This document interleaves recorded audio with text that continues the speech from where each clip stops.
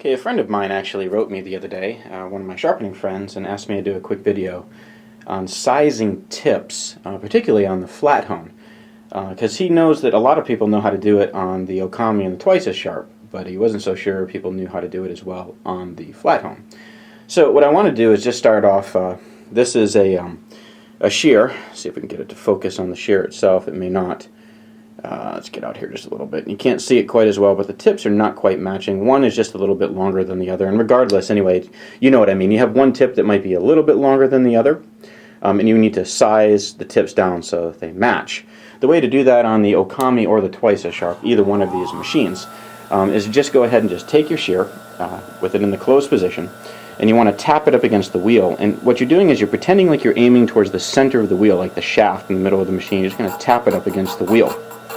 You don't want to hold it there because you can overheat it. You're going to just tap it, and what that's going to do is it will bring your tips flat and it will even them up between the two. Then you can open the shear up after that and just very lightly come across the wheel and round those tips back out. You can even polish them on the polishing wheel after the fact if you wish as well.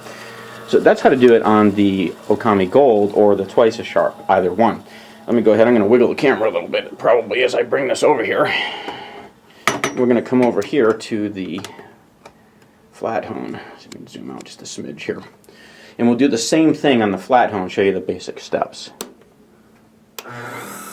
Woo! Full speed. Let's bring that down just a little bit.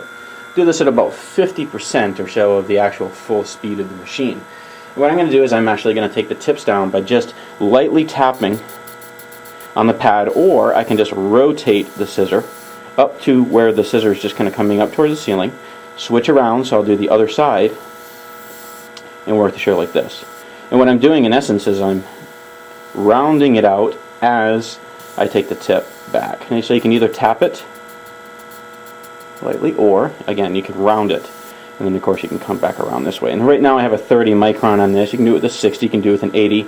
Typically I do most of my work on the inside center of the disc, because most of your work on the shear is going to be done on the outer edges of the disc, and it might be a little bit worn. Also, if you're doing work here, you can use up your disc and not be using up other parts of the disc to be using for sharpening as well.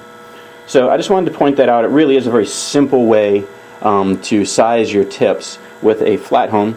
Not really all that much different from doing it on a twice as sharp. Typically what I do is I always make sure it's going in the clockwise rotation, because I'm right-handed. I'm going to be usually holding my shear in my right hand. So since I'm holding it in my right hand, I want to be able to, if I'm going to rock it, I want to be rocking against the motion of the wheel. So again, very simple to do.